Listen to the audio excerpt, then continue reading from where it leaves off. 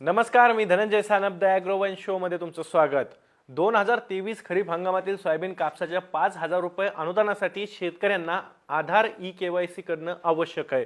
त्यामुळे शेतकऱ्यांनी कृषी कार्यालयाशी संपर्क करून ई-केवायसी करावी असं आवाहन कृषी विभागानं 26 सप्टेंबर रोजी केलंय। 29 सप्टेंबर रोजी अनुदान शेतकऱ्यांच्या बँक खात्यावरती जमा होण्याची शक्यता आहे। त्यामुळे शेतकऱ्यांनी ई-केवायसी करून घ्यावी।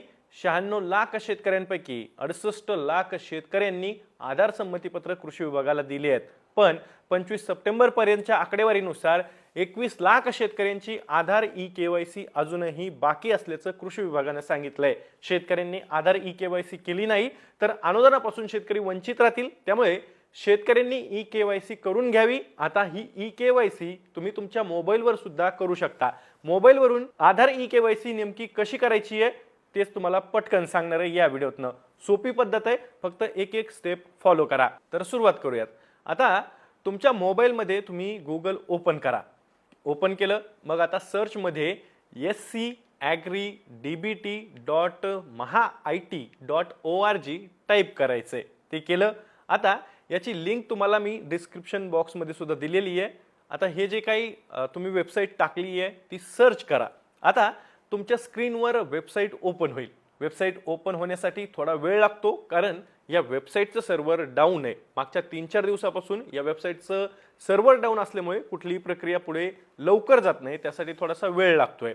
वेबसाईट ओपन झाली की कोपऱ्यात तुम्हाला लॉग इन आणि डिस्बर्समेंट स्टेटस असे 2 ऑप्शन दिसतील। त्यातल्या डिस्बर्समेंट स्टेटस वरती या ऑप्शन वरती आपल्याला क्लिक करायचंय।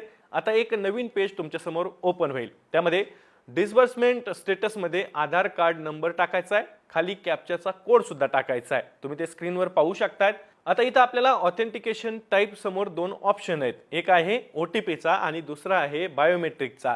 आपण ओटीपीचा ऑप्शन निवडलेला आहे, कारण बायोमेट्रिक हा सीएससी सेंटर साठी दिलेला ऑप्शन आहे। त्यामुळे आपण मोबाईलवरून करतोय, त्यामुळे आपण ओटीपी हा ऑप्शन वरती क्लिक करायचं आहे। जसं की आपण इथं केलेलं आहे। ओटीपी ऑप्शनवर क्लिक केलं की समोर एक तुमच्या मेसेज येईल। मेसेज काय असेल तर if user exist in database and Aadhaar number is updated then your OTP will send to your registered mobile number. म्हणजेच काय तर तुमचं नाव यादीत असेल आणि तुमचा आधार नंबर अपडेट असेल तर तुमच्या रजिस्टर मोबाईलवर एक ओटीपी पाठवला जाईल, असा हा मेसेज असेल। आता मेसेज आल्यानंतर या मेसेजच्या खाली ओके हा ऑप्शन तुम्हाला दिसेल, त्या ऑप्शनवरती क्लिक करायचंय।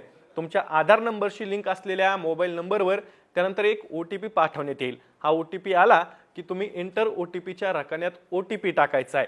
गेट डाटावरती त्यानंतर क्लिक करायचंय। क्लिक केलं की स्क्रीनवर मेसेज येईल, ओटीपी व्हेरीफाईड सक्सेसफुली। त्याच्या खाली ओके वर क्लिक करा, थोडा वेळ वाट पहा। मग तुमची ई-केवायसी पूर्ण झाली असेल तर तुमच्या समोर एक पेज ओपन होईल। त्यामध्ये तुमची पर्सनल माहिती दिसेल, जसं की तुमचं नाव काय आहे, गाव काय आहे याची माहिती दिसेल। तुम्ही ती स्क्रीनवरही पाहू शकता। त्याखाली ई पीक पाहणीच्या डिटेल्स तुम्हाला दिसतील। त्यामध्ये तुमचं नाव, गाव, तालुका, जिल्हा, क्षेत्र, खाते क्रमांक, गट क्रमांक याची संपूर्ण माहिती दिलेली असणार आहे। तसंच तुम्हाला क्षेत्रानुसार किती अनुदान मिळणार आहे त्याची माहिती देखील तुम्हाला इथे पाहता येणार आहे, ती तुम्ही पाहू शकता। या भागात ई-केवायसी ची नोंदणी कोणी केली आहे, तुम्ही स्वतः केली असेल तर तिथं सेल्फ असं दाखवण्यात येईल। कोणत्या तारखेला केली आहे ते सुद्धा इथं दाखवण्यात येणार आहे, आणि ओटीपी न केली आहे की बायोमेट्रिक न केली आहे याचीही माहिती तुम्हाला इथं पाहायला मिळेल। हे सगळं तुमचं ई-केवायसी पूर्ण झाल्यानंतर तुम्हाला हे पाहता येणार आहे। जसं की इथं तुम्ही पाहू शकता माझी ई-केवायसी पूर्ण झालेली आहे। आता बरेच जण असंही म्हणतील की सगळ्या शेतकऱ्यांना मोबाईल म्हणजे स्मार्टफोन्स वापरता येत नाहीत, तर ज्या शेतकऱ्यांना मोबाईलवरून ई-केवायसी करता येणार नाही अशा शेतकऱ्यांनी कृषी सहाय्यकाला संपर्क करावा। कृषी सहाय्यक त्यांच्या लॉग इन मध्ये उपलब्ध सुविधेद्वारे संबंधित खातेदाराच्या आधार संलग्न मोबाईल क्रमांकावर येणाऱ्या ओटीपीच्या माध्यमातून ई-केवायसी करतील। दुसरं म्हणजे सेवा सुविधा केंद्रात सुद्धा तुम्ही ही ई-केवायसी जाऊन करू शकता, म्हणजे सीएससी सेंटर मध्ये ई-केवायसी करता येऊ शकते असं ही कृषी विभागाने सांगितलेलं आहे। तर अशा पद्धतीनं केवायसी तुम्ही करू शकता। आता तुम्हाला यामध्ये काही अडचण येत असतील तर कमेंट बॉक्समध्ये नक्की कमेंट करा, आणि माहिती उपयोगाची वाटली असेल तर जास्तीत जास्त शेतकऱ्यांपर्यंत पाठवा, जेणेकरून सोयाबीन कापूस अनुदानापासून शेतकरी वंचित राहू नयेत। या माहितीसोबत मी तुर्तास इथेच थांबतोय. मी दररोज संध्याकाळी 6 वाजता ॲग्रोवनच्या युट्यूब चॅनलवर शेती आणि शेतकऱ्यांच्या हिताचे मुद्दे घेऊन येत असतो. त्यामुळे तुम्ही अजूनही ॲग्रोवनच्या युट्यूब चॅनलला सबस्क्राईब केलं नसेल तर लगेच सबस्क्राईब करा.